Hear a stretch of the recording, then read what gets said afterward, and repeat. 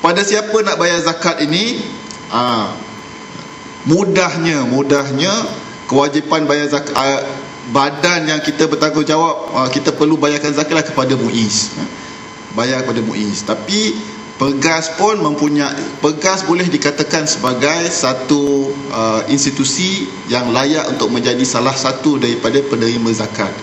Jadi kalau sesiapa ada wang zakat nak dikeluarkan, bolehlah bagi. Tak payah bagi semua kepada Pergas, tapi sebahagian daripada wang tu bagi pada Pergas, dan sebahagiannya boleh diberikan kepada MUIS. Sebagai contoh, kalau kita ada letaklah RM300 nak bayar zakat tahun ini, maka bagilah Pergas 100 ke apa, dan 200 tu berikan kepada MUIS sebagai, kata orang tu, hak sebagai daripada hak Pergas, kerana Pergas memerlukan dana untuk menjalankan kerja-kerja dakwah di Singapura ini. Kita katakan tadi bahawa zakat adalah satu kewajipan, maka melakukannya mendapat pahala besar. Dan dia merupakan satu cara untuk kita mendekatkan diri kita kepada Allah Subhanahu Wa Taala. Yang ketiga, dia adalah satu usaha untuk membersihkan harta kita. Makna zakat itu sendiri adalah satu penyucian. Kenapa? Sebab seberapa usaha kita untuk memastikan harta kita ni halal, tapi kita sebagai seorang manusia, usaha kita tidak akan sempurna. Betul tak? Kita boleh usaha semampu kita untuk ensure bahawa duit kita ni semua halal.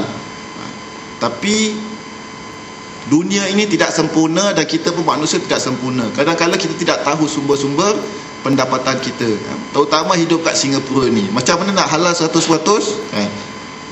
Kalau civil servant, adalah duit kita daripada Singapore Pool ke apa dan sebagainya kan. Tax daripada arak, tax daripada jual itu jual ini kan. Macam saya kerja dekat universiti pun tak terlepas daripada sumber-sumber seperti ini. Benda ni susah nak dielakkan. Maka sebab itulah Islam menganjurkan supaya kita bayar zakat, supaya kita membersihkan harta kita daripada sumber-sumber yang kita tidak tahu kan. Mungkin ada kekotoran-kekotorannya. Kemudian yang keempat, faedah zakat ni ialah keberkatan hidup, keberkatan harta kita. Kerana Allah SWT berfirman, riba itu kan tidak membawa peningkatan harta sebenarnya, tetapi wayubis sadaqah, dan Allah menggandakan sedekah kita itu, keberkatannya dan juga harta kita.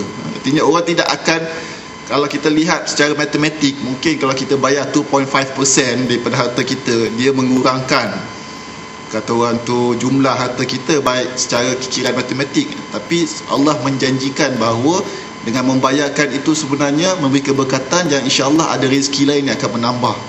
Artinya kita tidak akan jadi miskin dengan membayar zakat ini, walaupun dari sudut matematiknya duit kita kurang 2.5%. Cuma masalahnya ialah, umumnya masyarakat Islam bila dia berhadapan dengan kewajipan zakat ini, dia bersifat pasif. Sikap kita untuk membayar zakat bersifat pasif. Pasif maksudnya apa? Kan? Kita tunggu ada rezeki, cukup harta, baru kita bayar. Kalau tak ada, belum ada duit ustaz. Tak pun kira-kira, alhamdulillah. Kenapa alhamdulillah? Tak cukup nisab bayar zakat. Ini sikap pasif, tunggu rezeki ada baru bayar zakat. Kalau tak ada tak apa, kita tak rasa tahun ni dah memang tak ada duit, macam mana nak bayar zakat. Kita tak rasa macam alamak, tahun ni tak best lah, tak bayar zakat. Pasal apa? Duit tak cukup. Tapi kita rasa okey lah, tak ada duit tak apa, dah memang tak wajib. Jadi sikap pasif macam ni tidak menggambarkan suatu penghayatan Islam yang sebenarnya. Walaupun tidak salah kan, orang cuma hanya berdosa kalau dia ada harta dan dia tak bayar zakat. Dah cukup syarat dia tak bayar zakat, dia berdosa. Kalau dia memang tak ada harta, tak cukup syarat, tak bayar zakat, tak berdosa. Tapi sikap pasif seperti itu tidak menggambarkan penghayatan Islam yang sebenar.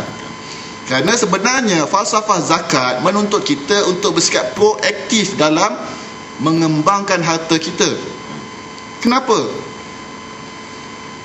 Kerana zakat ni satu kewajipan. Arti kewajipan ni bila kita buat benda-benda yang wajib, pahalanya besar daripada kalau kita buat benda-benda yang sunat.